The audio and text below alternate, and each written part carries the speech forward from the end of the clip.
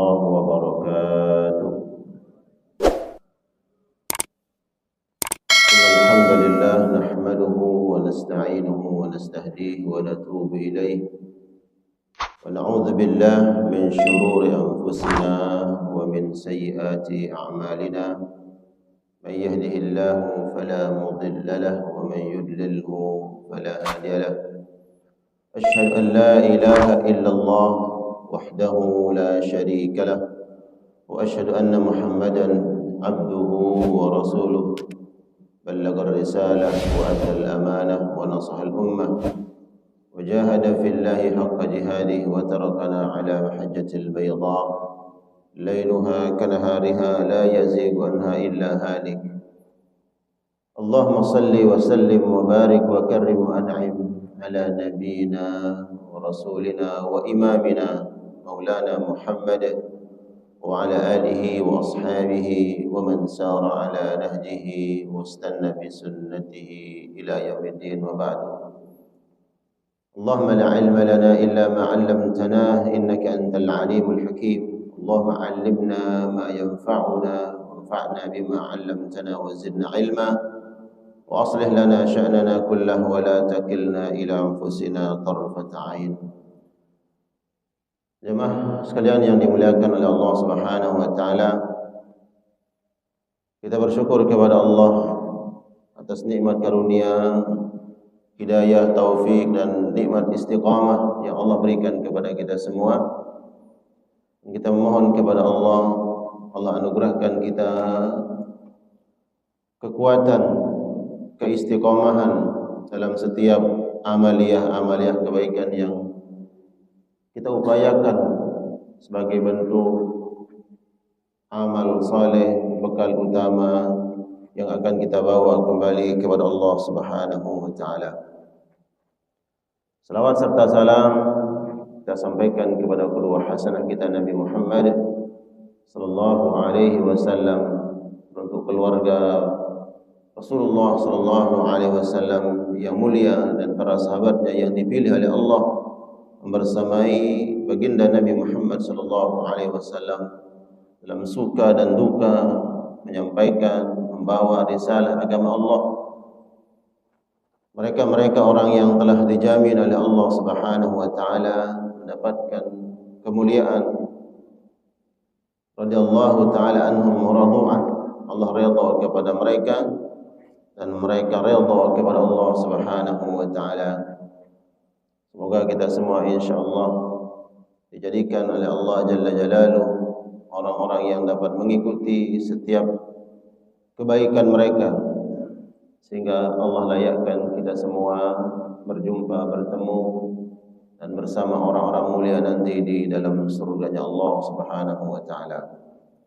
Para jamaah sekalian Allah muliakan, insyaallah pagi hari ini kita akan membahas tema tentang amaliyah para perindu surga.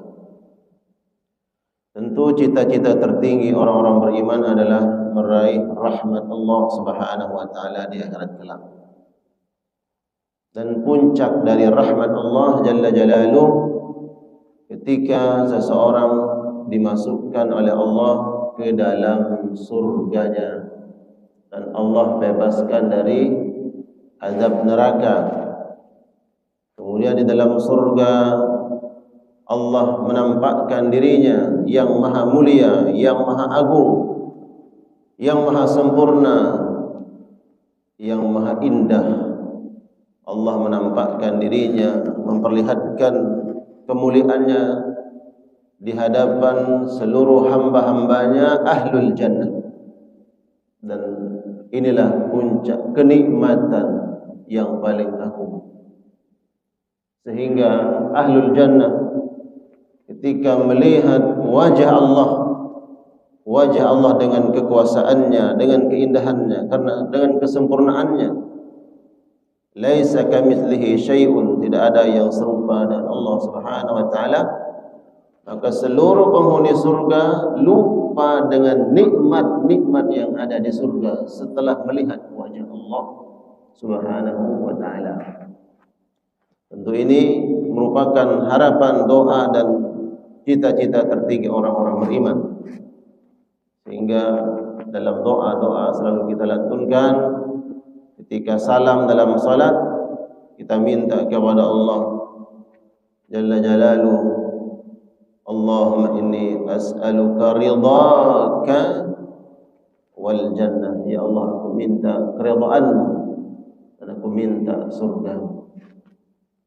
Jadi ketika seseorang beribadah kepada Allah Subhanahu wa taala, kemudian dia berharap balasan terbaik berupa surga Allah Subhanahu wa taala sebagai balasan dari amalia ibadahnya, maka itu sesungguhnya tidak mengurangi nilai keikhlasan seorang hamba dalam ibadah. Dan itulah bentuk ikhlas, bahwa dia beramal, dia beribadah semata-mata mengharapkan apa yang dijanjikan oleh Allah Subhanahu wa taala. Yang dia minta, yang diharapkan adalah janji Allah. Jemaah sekalian Allah muliakan, di dalam Al-Qur'anul Karim surat Yunus ayat ke-26, Allah Subhanahu wa taala berfirman, memberikan isyarat bahwa ada amaliyah yang istimewa yang merupakan amalan ini dilakukan oleh orang-orang yang merindukan, mengharapkan surga Allah Subhanahu wa taala. Qala Allah Ta'ala, a'udzu billahi minasy syaithanir rajim, lil ladzina ahsanul husna wa ziyadah wa la yarhaqu wujuhuhum qatarun wa la dhillah ulaika ashabul jannati hum fiha khalidun. Sesungguhnya bagi orang-orang yang berbuat ihsan, beramal yang terbaik, ahsana yuhsinu ihsanan, setiap amal ibadah, setiap kebaikan yang dia lakukan, dia berupaya melakukan ibadah dan kebaikan itu secara sempurna, bukan asal-asalan. Dia ingin memberikan yang terbaik kepada Allah dalam ibadahnya itu, yang terbaik, totalitas dalam mengamalkan kebaikan. Bagi mereka-mereka yang berbuat ihsan, berbuat terbaik dalam ibadah, dalam kebaikan yang mereka lakukan, al-husna, akan mendapatkan sesuatu yang indah. Al-husna, perkara, sesuatu yang indah. Dan diterjemahkan, dimaknai, ditafsirkan oleh para ulama, apa itu al-husna? Ay al-jannah, akan mendapatkan, meraih surga Allah Subhanahu wa taala. Wa ziyadah, dan tambahan dari husna tadi, diberikan tambahan. Apa itu? Az-ziyadah adalah an-nazar ila wajhillahi jalla jalaluhu, berjumpa, bertemu, melihat wajah Allah Subhanahu wa taala. Wala yarhaqu wujuhuhum qatarun wala dhillah, dan wajah-wajah mereka tidak tertutupi oleh debu kehinaan. Wala dhillah, dan tidak nampak wajah-wajah mereka tanda-tanda kesedihan. Tidak nampak di wajah mereka tanda-tanda kehinaan, zillah. Ulaika ashabul jannah, mereka-mereka ini adalah pewaris surga Allah Subhanahu wa taala. Hum fiha khalidun, dan mereka kekal abadi selama-lamanya di dalam surga Allah. Nah, para jamaah sekalian Allah muliakan, dari ayat ini dijelaskan oleh para ulama, amalan orang-orang yang mengharapkan wajah Allah adalah mereka berupaya dalam setiap kebaikan ibadah yang mereka lakukan, dilakukan dengan sebaik-baiknya. mulai dari niat lillahi ta'ala, karena tidaklah ibadah itu akan menjadi sempurna, diterima oleh Allah Subhanahu wa ta'ala, melainkan didasari karena lillahi ta'ala, hanya mengharap wajah Allah, ikhlas. Wa ma umiru illa liya'budullaha mukhlishina lahuddin. Tidaklah mereka diperintahkan untuk berbuat kebaikan, berbuat ibadah zahiran, yang zahir, yang nampak, seperti salat nampak zahir, wa batinan, dan yang tidak nampak, yang batin. Illa liya'budullaha mukhlishin, dilakukan semata-mata terbebas dari perkara-perkara selain Allah. Mukhlis, suci. Mukhlis, terbebas dari niat-niat yang lain kecuali hanya mengharap wajah Allah. Ini dasar pertama, segala kebaikan dianggap ihsan, mengharap wajah Allah, ikhlas karena Allah. Kemudian yang kedua, al-mutaba'ah, ada tuntunannya. Ketika seseorang melakukan kebaikan, memang ada perintah dalam syariat kebaikan itu untuk diamalkan, didakwahkan, dilestarikan. Kalau ada ibadah yang tidak ada tuntunannya, bahkan kemudian bertentangan dengan nas-nas yang syar'i, baik dari Al-Quran kemudian hadis yang sahih, maka amalan tersebut dia tertolak. Ibadah dikatakan sebagai ibadah yang ihsan lillahi ta'ala, ikhlas karena Allah, wal mutaba'ah, dan mengikuti tuntunan Al-Quran dan sunnah Rasulullah sallallahu alaihi wasallam. Nah, ibadah inilah yang kemudian akan dicatat oleh Allah Subhanahu wa ta'ala. Mereka-mereka yang mengamalkannya mendapatkan sebagai pewaris surga Allah Subhanahu wa ta'ala. Dan ihsan dijelaskan oleh para ulama, ada yang kaitannya dengan Allah Jalla Jalaluhu dalam beribadah, yang dasarnya adalah lillahi ta'ala, dan mutaba'ah, mengikuti sunnah Rasul sallallahu alaihi wasallam. Kemudian ada yang ihsan kaitannya dengan makhluk, sebagaimana disebutkan dalam sebuah hadis dari sahabat Shaddad bin Aus radhiyallahu taala anhu. Nabi sallallahu alaihi wasallam bersabda, "Innallaha katabal ihsan ala kulli syai'." Sesungguhnya Allah memerintahkan, mewajibkan berbuat ihsan dalam segala hal. Tadi kaitannya dengan Allah, hablum minallah. Ihsan dalam ibadah disyaratkan ikhlas dan mutaba'ah. Kemudian ada ihsan dengan makhluk, yang kemudian Nabi lanjutkan sabdanya, wa idza qataltum fa ahsinul qitlah. Ini kaitannya dengan makhluk Allah. Apabila engkau membunuh sesuatu, seperti binatang berbisa, binatang-binatang yang kita diperintahkan dalam syariat boleh membunuhnya, karena mungkin menimbulkan kemudaratan, kecelakaan, perkara yang buruk, maka boleh kita membunuhnya.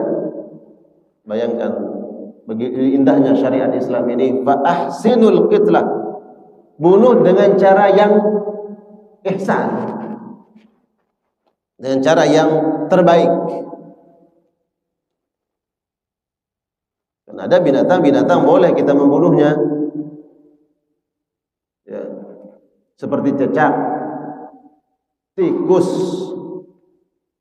ya, dan binatang-binatang yang lain yang memang dalam syariat tidak ada larangan untuk membunuhnya. Bahkan dalam situasi tertentu kita dianjurkan, diperintahkan untuk membunuhnya. Nah, dalam membunuhnya diperintahkan berbuat ihsan. Ihsan itu apa? Tidak menyakitinya. Walaupun membunuh tentu menyakiti, tapi karena ada perintah, maka bunuhlah dengan yang terbaik.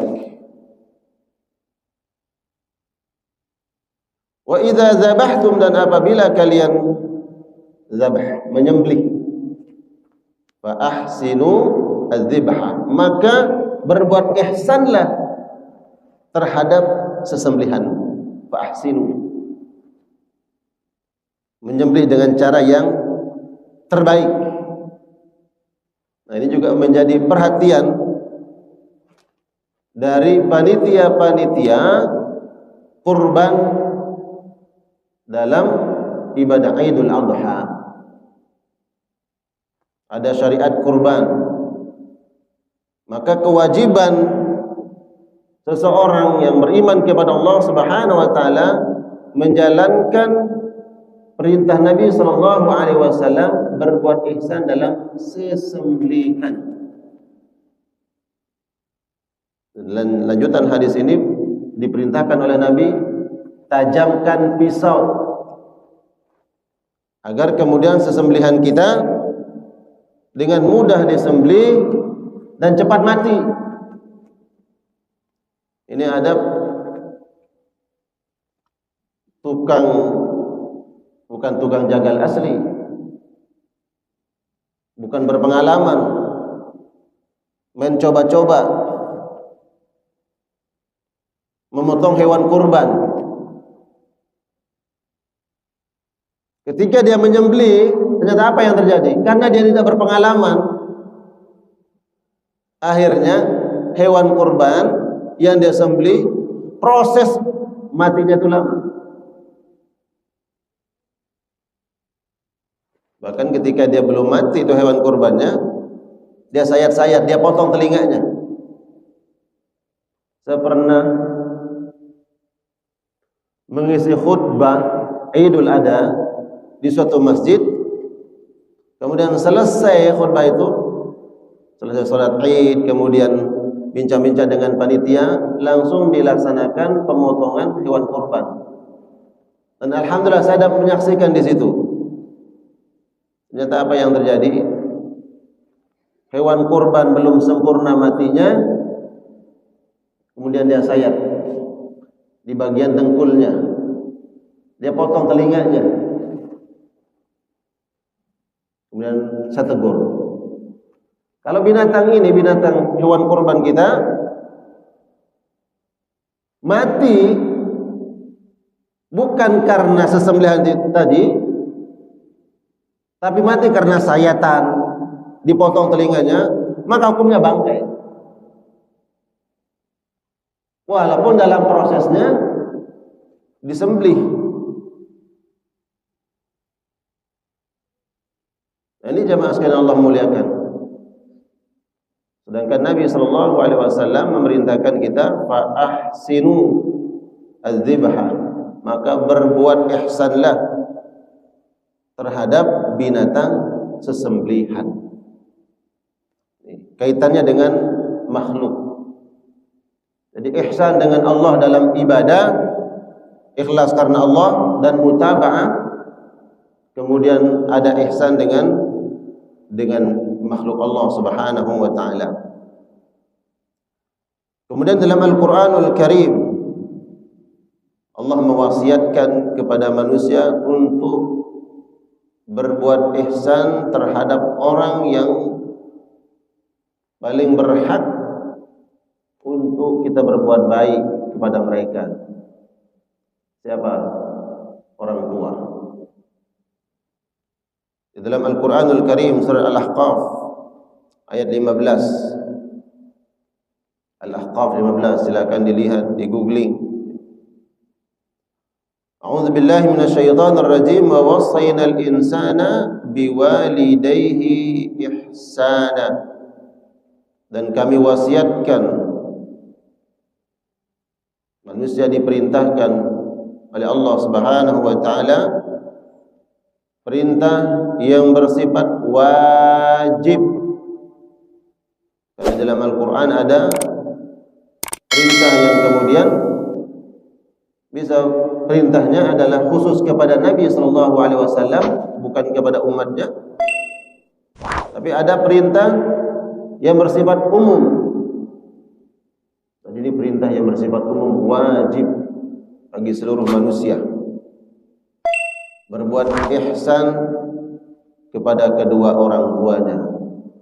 Di dalam tafsir Imam As-Sa'di beliau menjelaskan berbuat ihsan bil qawli wal amali, dengan ucapan dan perbuatan. Berbuat baik terhadap kedua orang tua dengan ucapan dan perbuatan.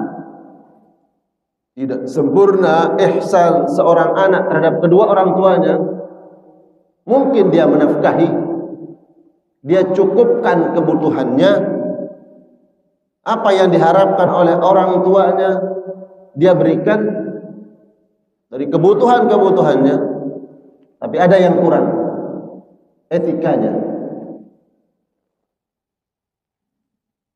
sikapnya. Karena mungkin dia sudah merasa punya jasa, membalas jasa orang tuanya dengan menafkahi, dia cukupkan apa kebutuhan orang tua, fasilitas-fasilitasnya, apakah itu tempat tinggal, kebutuhan sehari-hari, orang yang melayani orang tuanya, dia cukupkan. Tapi dalam sikap, perbuatan, ucapan, ternyata tidak ihsan. Jadi perintah jamaah sekalian Allah muliakan, perintah ihsan terhadap kedua orang tua dijelaskan oleh para ulama bil qawli wal amali, dengan ucapan dan perbuatan. Ucapan berlemah lembut dalam bertutur kata, tidak menyakiti perasaan orang tua dengan ucapan yang keluar dari lisan kita, tidak meninggikan suara yang membuat orang tua merasa tidak dimuliakan. Dan Allah menyebutkan kata wa wassayna, dan kami wasiatkan, perintah bersifat wajib yang harus menjadi perhatian setiap orang-orang yang beriman, bagaimana memperlakukan kedua orang tuanya. Wassaynal insana biwalidayhi ihsana hamalathu ummuhu kurha wa wada'ahu kurha. Perintah berbuat ihsan. Dan di dalam Al-Qur'anul Karim surat An-Nahl, Allah menjanjikan balasan terhadap orang-orang yang berbuat ihsan. Balasan apa? Al-ma'iyyah. Allah akan selalu membersamai. Makna ma'iyyah, membersamai adalah Allah akan senantiasa menolong hamba tersebut. Hamba yang berbuat ihsan, baik ihsan dalam ibadahnya tadi ikhlas lillahi ta'ala dan mutaba'ah, kemudian ihsan terhadap makhluk Allah, kemudian berbuat ihsan terhadap orang yang khusus kita berbuat ihsan, yaitu orang tua. Allah memberikan ma'iyyah, pertolongan. Allah akan membersamai hamba yang berbuat ihsan. Di dalam surat An-Nahl ayat 128, Allah Subhanahu wa taala berfirman, innallaha ma'al ladzina ittaqaw wal ladzina hum muhsinun. Sesungguhnya Allah bersama orang-orang yang bertakwa kepada Allah, walladzina hum muhsinun, dan mereka yang bertakwa ini berbuat ihsan. Disebut secara khusus oleh Allah. Padahal ihsan adalah salah satu karakter orang-orang bertakwa. Disebutkan Allah bersama orang-orang yang bertakwa dan orang-orang yang berbuat ihsan. Kata ihsan disebut secara khusus dan takwa disebut bermakna umum. Sebagaimana di dalam surah Al-Fatihah disebutkan kata ibadah yang bersifat umum dan doa bersifat khusus. Padahal doa bagian dari ibadah. Iyyaka na'budu wa iyyaka nasta'in. Ya Allah, kepadamu kami beribadah dan kepadamu kami berdoa, meminta pertolongan. Disebut ibadah umum, kemudian disebut ibadah khusus, yaitu doa. Nah, takwa bersifat umum. Banyak sifat-sifat dan karakter orang bertakwa: sabar, tawakal, pemaaf. Tapi di sini tidak dirinci oleh Allah, hanya satu yang disebut karena keutamaan ihsan. Sesungguhnya Allah bersama orang-orang yang bertakwa, walladzina hum muhsinun, dan Allah memprioritaskan, mengkhususkan ma'iyahnya itu terhadap orang-orang yang berbuat ihsan, berbuat yang terbaik. Ada sebuah kisah jemaah. Saya mendapat kisah dari seorang dari Saudi yang menceritakan bahwa ada seorang ibu-ibu memiliki 3 anak laki-laki. Kemudian sang ibu ini datang kepada rumah anaknya yang pertama. 3-tiganya sudah menikah. Dia datang pertama ke rumah anaknya pertama. Dia nginap di situ. Di pagi hari setelah anaknya berangkat kerja, di rumah itu ada menantunya, menantu perempuannya. Kemudian diambil air. Diambil air, disiram kasur di tempat tidurnya. Dan dipanggil menantunya itu. Nah, tolong bantu mama, ummah, bersihkan tempat tidur. Karena semalam ngumpul. Apa reaksi dari menantunya ini? Karena di situ tidak ada suaminya, kemudian dia marah-marah, marah terhadap mertuanya. Kemudian di hari berikutnya, sang ibu ini datang menginap di rumah anak yang kedua. Dia melakukan hal yang sama. Di pagi hari setelah anaknya berangkat kerja, dia ambil air, kemudian dia siram kasurnya, tempat dia tidur. Dia panggil mantunya, "Nak, tolong dibersihkan, maaf semalam mama ngompol." Ada orang tua. Apa reaksi menantu yang kedua? Sama reaksi seperti yang kedua nih, sama seperti yang pertama. Kemudian di hari berikutnya, dari ketiga, dia berkunjung ke rumah anaknya yang ketiga, nginap di situ. Dia lakukan hal yang sama. Dia panggil menantunya. Setelah anaknya berangkat kerja, dia panggil. Kemudian apa kata mantunya yang ketiga? Dia mengatakan, "Enggak apa-apa. Namanya orang tua. Mungkin kita juga nanti akan mengalami hal yang sama." Dia peluk. Ini kisah nyata. Bagaimana Allah memberikan balasan ihsan. Kita kan butuh bukti dalam kehidupan ini. Ini loh ihsan itu. Dia berbuat ihsan. Ini menantunya yang ketiga, kemudian dia peluk. Ini kisah dari seorang syekh. Dia peluk, kemudian mengatakan enggak apa-apa, ya Umma, wahai mama, enggak apa-apa. Dan dia bersihkan, dia siapkan makanan buat ibu mertuanya. Maka kemudian pada minggu berikutnya dia panggil ketiga anak-anaknya untuk datang ke rumahnya. Kemudian dia ceritakan apa yang dia lakukan itu. Ternyata yang berbuat ihsan adalah mantunya yang ketiga. Selama ini sang ibu sudah mempersiapkan sesuatu. Ada sesuatu yang dia kumpulkan dari hartanya, yang memang ingin dia berikan kepada siapa di antara mereka yang berbuat ihsan. Dan dia diberikan hari itu. Dalam kisah itu dia berikan emas yang selama ini dia kumpulkan. Dia punya uang, dia beli emas, dia beli emas, dia beli emas, dia kumpulkan, ingin memberikan kepada siapa di antara mereka yang berbuat ihsan. Karena seorang ibu ini pernah membaca ayat wa ma jazaa'ul ihsani illal ihsan.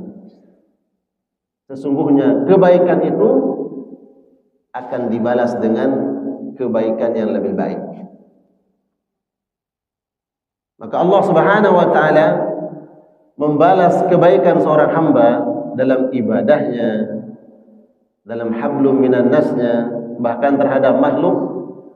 Allah membalas dengan surga, dan Allah nanti akan memberikan ziyadah. Allah akan menampakkan dirinya terhadap hamba-hambanya yang berbuat ihsan. Maka dengan ayat itulah ibu itu termotivasi untuk membalas kebaikan orang yang berbuat baik kepadanya, itu mantu. Jadi jamaah yang Allah muliakan, perintah berbuat ihsan terhadap kedua orang tua, dan Allah menjamin akan menolong, membantu, dan berikan pengawasan terhadap orang-orang yang berbuat ihsan. Innallaha ma'al ladzina taqaw wal ladzina hum muhsinun. Dan Allah membersamai orang-orang yang bertakwa dan orang-orang yang berbuat ihsan. Dan kata ma'iyah itu penjagaan, perlindungan. Makanya seorang hamba ketika mengharapkan perlindungan, penjagaan, dan keselamatan baik untuk dirinya ataupun keluarganya, maka ikhtiar yang dilakukan adalah berbuat ihsan, berbuat baik dengan sempurna. Ya, di perjalanan ketika kita ingin selamat sampai sebuah tujuan, kita berikhtiar untuk berhati-hati. Tapi ada ikhtiar yang lebih sempurna, yaitu amal soleh, berbuat baik. Ketika kita berbuat baik terhadap orang lain, maka itu adalah sebab utama seseorang diberikan keselamatan oleh Allah Subhanahu wa taala. Jadi setiap kebaikan yang kita lakukan dan kita berupaya untuk melakukannya lillahi ta'ala, semata-mata mengharap wajah Allah, sesungguhnya kita sedang menjaga diri kita. Kita sedang memproteksi diri kita dan memproteksi keluarga kita. Di antara berbuat ihsan itu sedekah, jemaah. Kita memberikan sesuatu terhadap orang lain yang terbaik dan semata-mata ikhlas karena Allah. Allah berikan keselamatan kepada kita dan keluarga kita. Saya ingin mengingatkan kita orang tua, mungkin ada di antara kita yang memiliki anak yang jauh tempat tinggalnya bersama kita, mungkin karena bekerja, menempuh pendidikan, baik di pesantren atau di luar kota. Maka ikhtiar orang tua agar anaknya diberikan keselamatan adalah berbuat ihsan, berbuat baik, agar anak keturunan kita dijaga oleh Allah. Pernah suatu hari Ibnu Mas'ud radhiyallahu taala Beliau ibadah.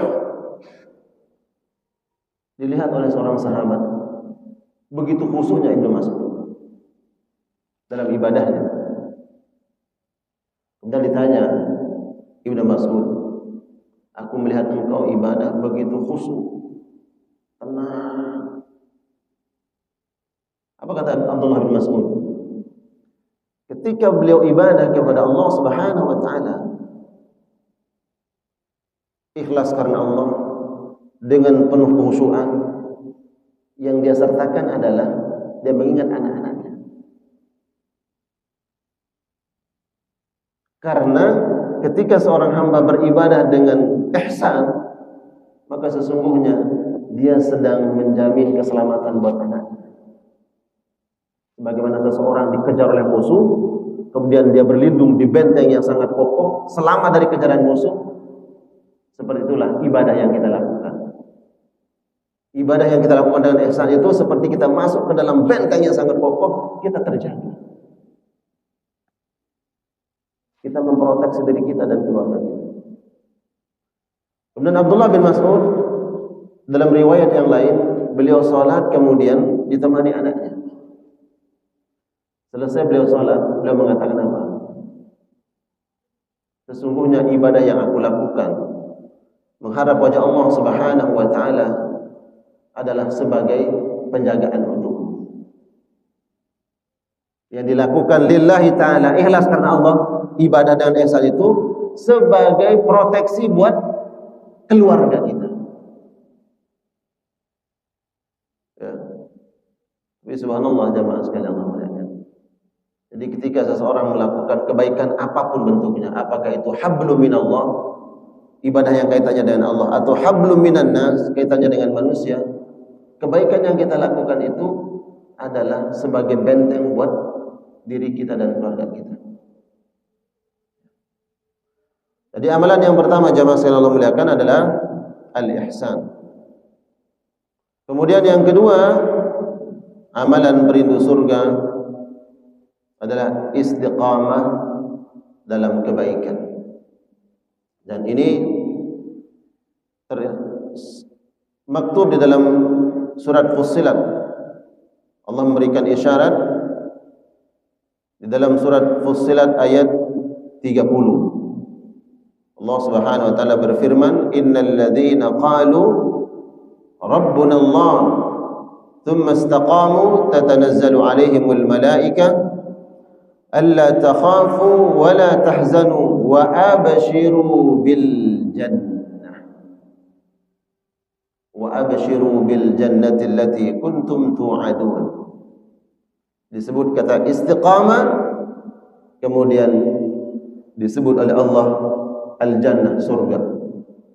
Berarti surga Allah Subhanahu wa taala dipersiapkan oleh mereka-mereka yang istiqamah dalam kebaikan. Amalan yang dilakukan oleh mereka-mereka yang mengharap surga Allah, istiqamah di atas kebaikan. Walaupun kebaikan tersebut mungkin dianggap sepele oleh orang lain, tapi kalau itu kita istiqomahkan, kita jadikan sebagai ibadah prioritas, kita terus istiqomahkan. Yang dilihat oleh Allah bukan hanya semata-mata kuantitas seseorang, ya, kualitasnya dilihat, tapi bagaimana kemudian dia terus mengamalkan amalan tersebut, kualitasnya dan kuantitasnya. Kuantitasnya kan keistiqomahan seseorang. Innal ladzina qalu rabbuna Allah, mereka yang berkata, yang mengikrarkan diri mereka, Rabb kami adalah Allah. Tsumma istaqamu, dan mereka istiqamah, komitmen di atas ikrar tersebut, komitmen di atas ikrarnya, ya. Apakah itu sumpah janji setia dengan syariat Allah, ya. Kalimat la ilaha illallah, kita hidup di atas kalimat itu.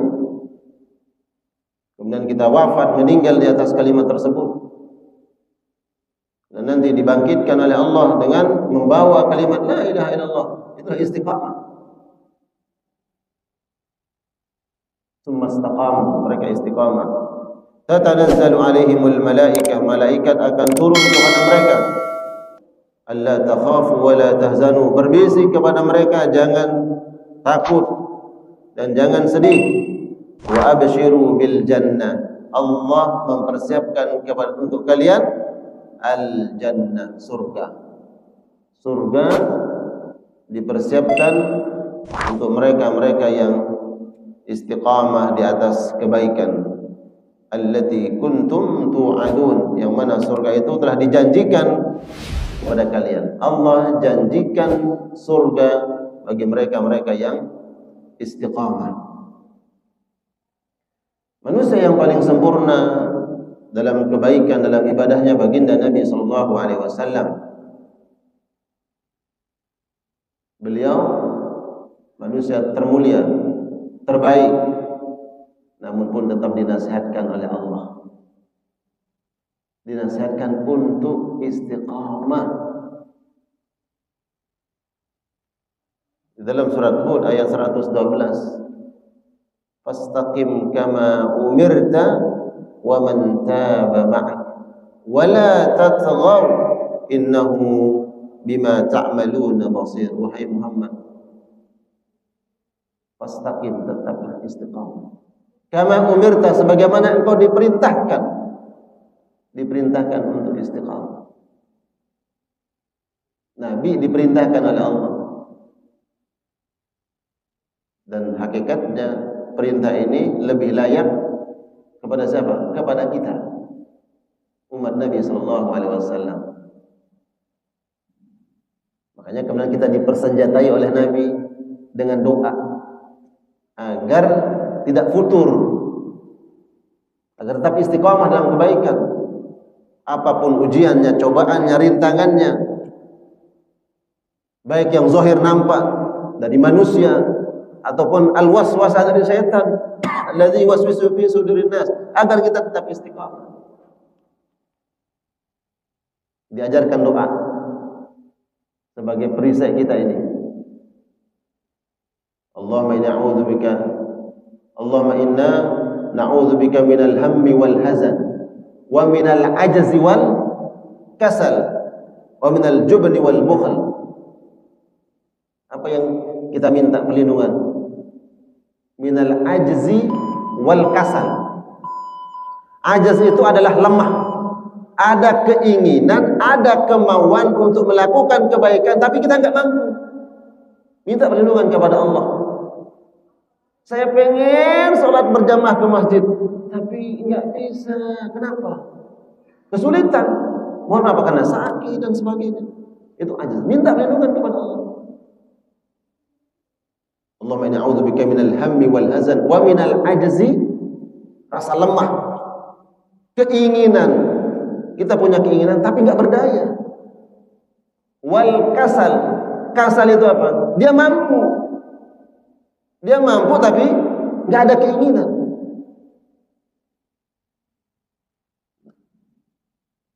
Ada orang yang diuji oleh Allah Subhanahu wa taala, dia ingin melakukan kebaikan tapi tidak ada istitaahnya. Tentu ini masih lebih baik. Tapi Nabi merintahkan kita berlindung kepada Allah. Ya. Kemudian al-kasal. Dia mampu untuk melakukan kebaikan itu, tapi ada virus dalam hatinya, virus malas, tidak mau melakukannya. Minal ajzi wal kasal, minal jubni wal bukhl, dan rasa takut dan bakhil. Nah, yang kita minta kepada Allah agar diberikan keistiqamahan dalam kebaikan. Istiqamah. Fastaqim kama umirta, istiqamahlah wahai Muhammad dalam kebaikan sebagaimana engkau diperintahkan. Wa man taba ma'ak, dan orang-orang yang bertaubat bersamamu. Disebutkan ayat ini bicara tentang amaliyah yang dilakukan secara berjamaah. Biasanya seseorang akan dihinggapi rasa futur. Futur itu ya kemalasan dalam melakukan kebaikan. Di antara penyebabnya adalah tidak sabar dalam melakukan kebaikan itu secara berjamaah. Karena mungkin saya kayaknya nggak serak sama dia. Ya, akhirnya dia mundur dari kebaikan itu. Karena ada dia, jadi saya nggak mau ikut. Karena dia masuk ke anggotaan, jadi saya mundur saja. Fastaqim kama umirta wa man taba ma'ak. Istiqomah dalam kebaikan bersama orang-orang yang bersamamu. Wa man taba ma'ak, dan orang yang bertaubat bersamamu. Mengerjakan kebaikan itu memang diperintahkan dengan ada yang sifatnya fardhi yang secara individu, ada yang secara kolektif bersama-sama. Nah, ujian dan cobaan kebaikan dikerjakan secara kolektif ini lebih besar cobaannya. Ya. Mungkin karena tadi, ya, karena merasa tidak nyaman atau tidak sekata dengan yang lain, tidak sependapat, berbeda pandangan, kemudian akhirnya meninggalkan kebaikan itu. Tidak sabar, tidak istiqomah. Itu bentuk ujian Allah. Mungkin dihadirkan oleh Allah orang yang menguji keistiqomahan kita. Allah ingin melihat kita istiqomah atau tidak. Kenapa dia gabung ya? Siapa yang menghadirkan orang itu? Allah. Tujuannya apa? Untuk melihat keistiqomahan kita. Makanya kemudian Allah mengatakan wa man taba ma'ak, bersama orang-orang yang taubat kepada Allah.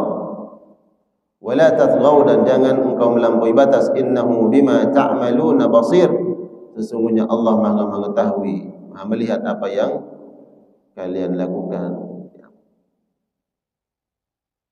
Jadi jemaah sekalian muliakan,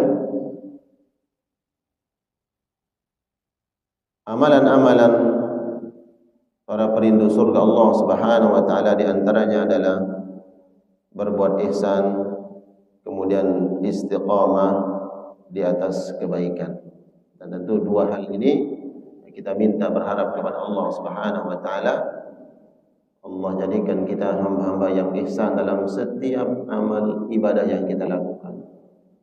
Baik amalan tersebut kaitannya dengan Allah Subhanahu wa taala, kita melakukannya dengan ihsan. Kalau dalam salat disebutkan ka'annaka tarahu fa innahu yarak, fa illam takun tarahu fa innahu yarak. Lakukanlah ibadah itu dengan ihsan, seolah-olah engkau sedang diawasi oleh Allah. Kalau engkau tidak sampai merasa seperti itu, fa innahu yarak, Allah itu lihat engkau. Dan hadis ini dikomentari oleh para mensyarah hadis tentang ihsan. Lakukanlah ibadah itu dengan pertama rasa cinta kepada Allah, dan yang kedua adalah rasa khauf, takut kepada Allah. Ketika kita beribadah kepada Allah akbar, seolah-olah engkau melihat Allah, ka'annaka tarahu. Itu karena mahabbah, karena cinta.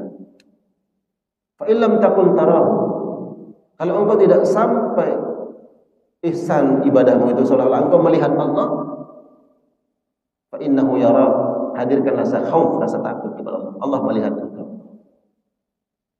Jadi ihsan dalam ibadah itu yang tertinggi disebutkan adalah ketika seseorang melakukan kebaikan atas dasar cinta karena Allah. Itulah ikhlas. Hanya mengharap wajah Allah Subhanahu wa taala. Baik jemaah sekalian Allah muliakan, mudah-mudahan ada manfaat yang dapat kita ambil, ada faedahnya. Kalau ada yang ingin ditanyakan, ingin diperjelas, diberikan kesempatan. Masih ada waktu, syuruh.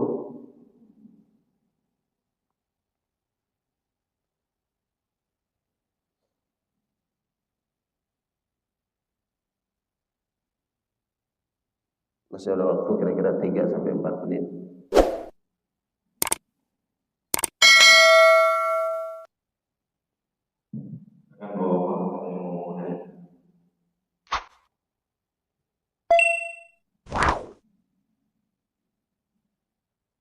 Silakan.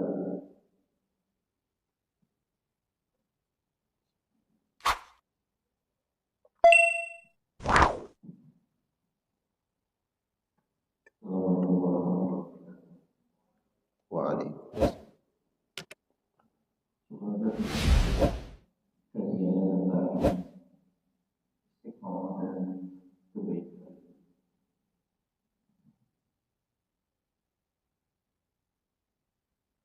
Tadi masih penasaran dengan tafsir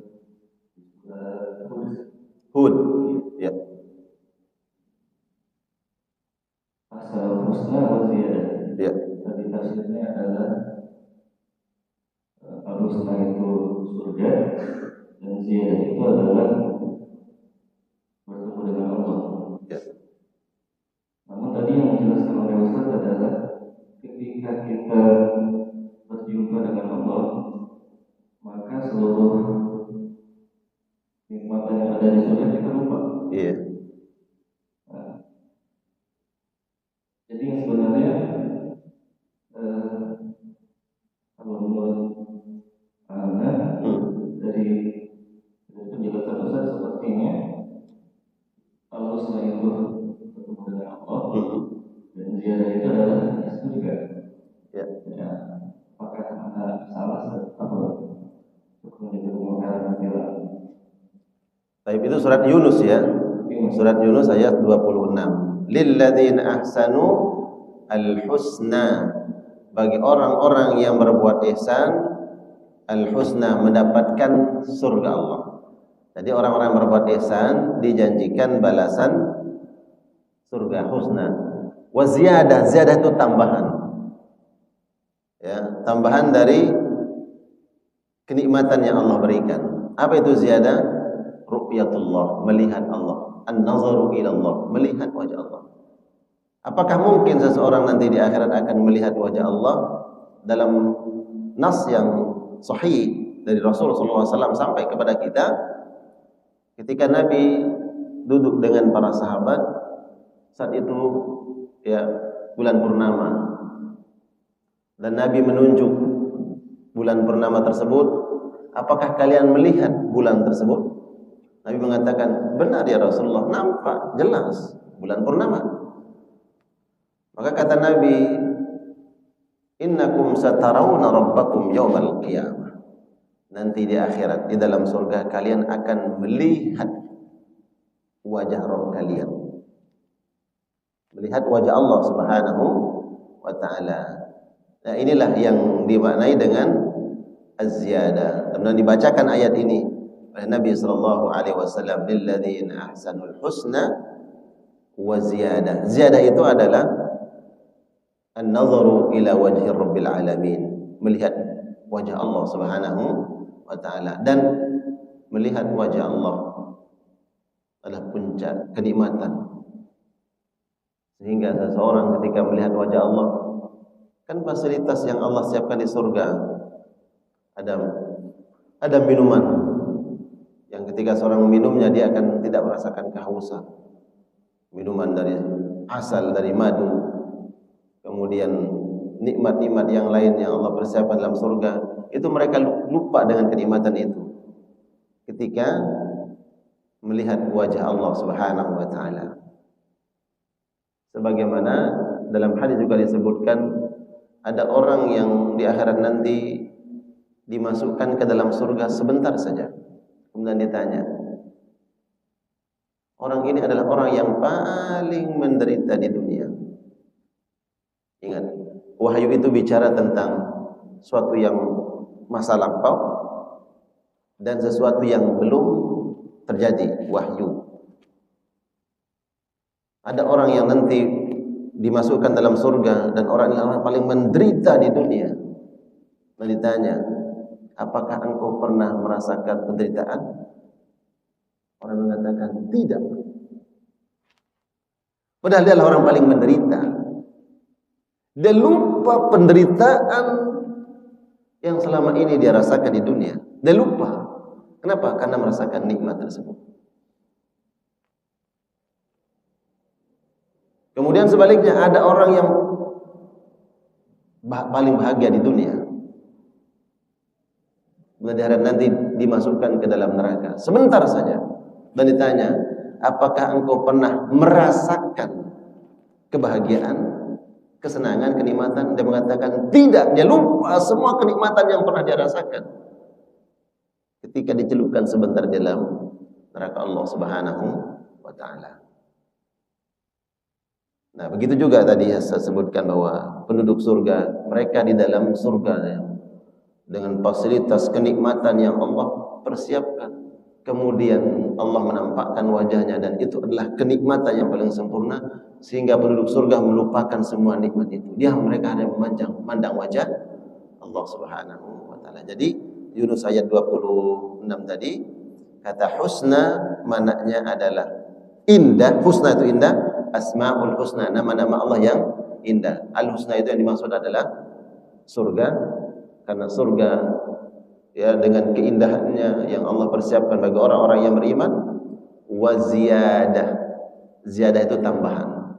Ya, apa yang dimaksud ziyadah ini? Bukan kita yang menafsirkan, bukan ulama mutaakhirin, bukan ulama kontemporer, tapi yang memaknai ziyadah itu adalah bahkan Nabi sallallahu alaihi wasallam. Nabi yang menyebut makna ziyadah itu adalah an-nadharu ila wajhillah, melihat wajah Allah Subhanahu wa ta'ala. Jadi ada Al-Quran ditafsirkan dengan Al-Quran, sebagaimana tadi surat Al-Fatihah ditafsirkan alladzina an'amta alaihim, siapa yang diberi nikmat oleh Allah itu ditafsirkan di dalam surat An-Nisa, minan nabiyyin, para nabi, wasiddiqin, wasyuhada, wassalihin. Ada ayat Al-Quran yang ditafsirkan oleh hadis, yaitu Nabi langsung. Mana ya ini? Apa makna ziyadah? Kita enggak tahu makna ziyadah. Para sahabat enggak tahu. Apa ya Rasulullah makna ziyadah? An-nadharu ila wajhillah, melihat wajah Allah. Jadi para penghuni surga yang menjadi pewaris Al-Husna akan nanti mendapatkan ziyadah, melihat wajah Allah Subhanahu wa ta'ala. Jadi tafsirannya itu bukan dari ulama, bukan dari bahkan bukan dari sahabat, tapi dari Nabi langsung sallallahu alaihi wasallam. Al-Qur'an ditafsirkan dengan ya oleh hadis Nabi sallallahu alaihi wasallam. Allah alam bisawab. Baik, kita cukupkan, mudah-mudahan ada faedah, ada manfaat dengan kajian yang kita sampaikan dan yang kita dengar hari ini, terutama meningkatkan keimanan kita kepada Allah Subhanahu wa ta'ala dan kualitas takwa kita. Kita tutup dengan doa kafaratul majlis. Subhanakallahumma bihamdika asyhadu an la ilaha illa anta astaghfiruka wa atubu ilaik. Wassalamualaikum warahmatullahi wabarakatuh.